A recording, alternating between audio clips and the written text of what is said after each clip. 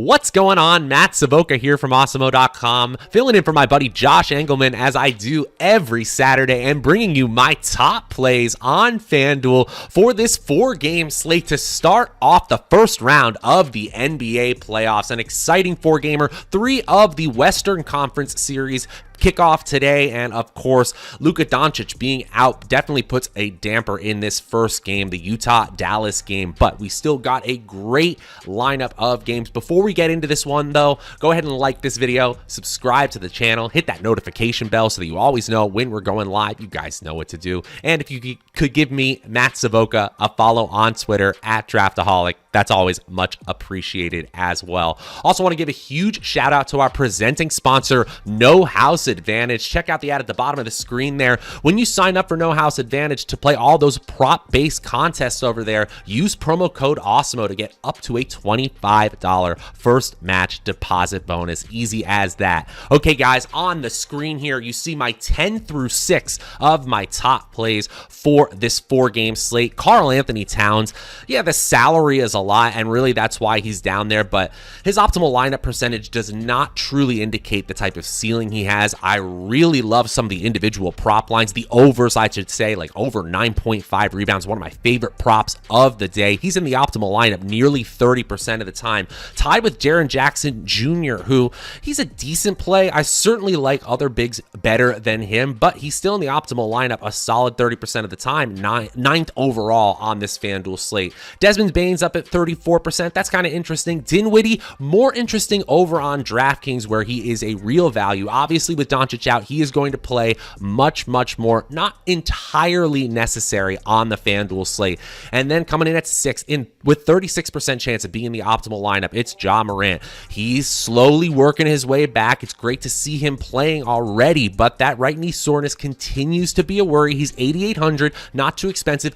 His median projection is really solid here. He obviously could have a huge game here. 36.5 minutes is our median projection, and 47 fantasy points. We'll take it. A 5% chance of scoring 65 plus. Really strong ceiling here for Morant. Obviously, he doesn't quite crack the top 5 though.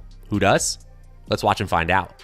At number 5, it's Toronto rookie wing Scottie Barnes. He's going to play plenty. We've got him projected for nearly 39 minutes. And so when you have 39 minutes of playing time and you got the usage that a player like Barnes does, even if a player like VanVleet is taking a ton of threes and there's others having their own games, production is going to come for Scottie Barnes. 15 points, nearly 8 rebounds, and nearly 4 assists is our median projection. He hits that GPP goal of about 42 points, a solid 20% of the time, a 13% chance of scoring 45 points. I am not surprised to see that optimal lineup percentage creeping towards 40% for the Toronto Raptors wing here. He's a pretty good play on this FanDuel slate. That's why he comes in at number 5. At number 4, it's NIKOLA JOKIC. I think he has the highest ceiling of any player on the slate. Joel Embiid could have a huge game. Karl Anthony Towns, Ja Morant absolutely could have monster performances. When you're talking absolute ceiling, no one even touches NIKOLA JOKIC. He could break the slate as he often has in the past. We've got him up at 38 minutes here. That's around actually what he's been playing down the stretch in terms of playing time. 29 points, would not be surprised if we saw him go over 30 here in game 1. 15 rebounds as a median projection. It's not unreasonable. I can't believe it. It is not unreasonable for a player like Jokic, and then he'll probably add plenty in the passing game. Right now, we got him up around 8 assists and 61 points as a median projection. Nearly a third of the time, he's scoring 65 plus fantasy points. Just nobody like him. He is in the optimal lineup 41% of the time. At number 3, it's 76ers star Joel Embiid, and he's basically got the same exact optimal lineup percentage as Jokic. We're talking decimal points separating the two. Embiid could have a monster performance here against Toronto, and the salary considerations here on FanDuel, you're talking about 11.3 in salary instead of 12K, and a ridiculously high 60-point median projection. A monster series is going to happen for Embiid here, and I love a ton of the overs on his prop lines, especially when you consider the fact that we got 38 minutes projection for him in this game. 34 points, 12.5 rebounds, and 3.7 assists, 1.6 blocks as well. Embiid is going to have a great game. I prefer Jokic today, but the optimal lineup percentage says it's a true toss-up. Embiid comes in at number 3. At number 2, it's Memphis wing Dillon Brooks. And how can you not be excited for this Memphis-Minnesota game? By far the highest total game on this 4-game slate, 236.5. That is a massive total, so we want a part of it, especially at low salary. That helps us get up to the superstars like your Joel Embiid, like your NIKOLA JOKIC. You always have to have these value plays.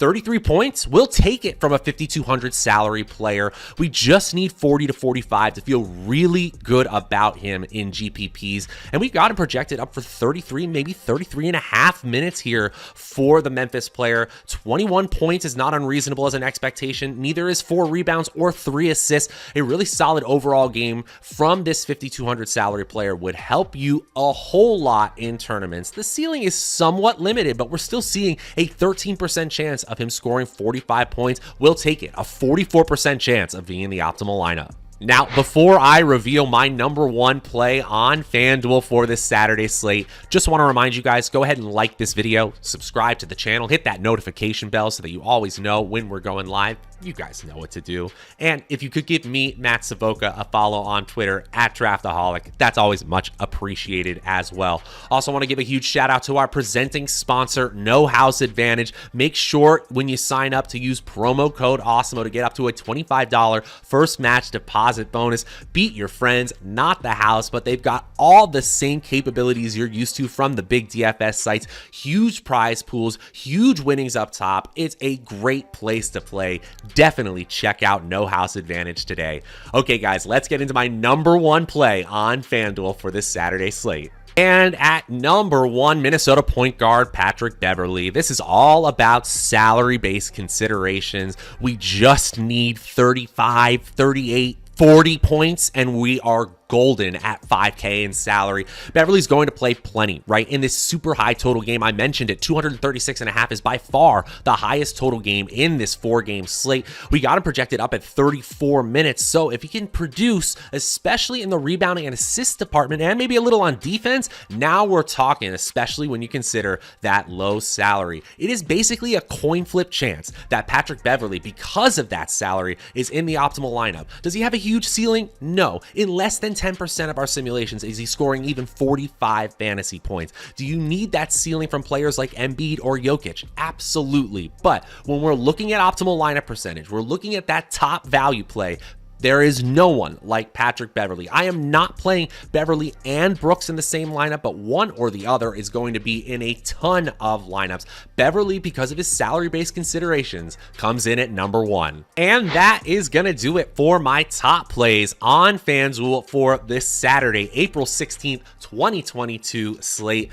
If you're looking for the DraftKings version of this video, it's around here somewhere. Go ahead and look for it on the channel. We will be back, and Josh will be back with the ConTENders videos all playoffs long.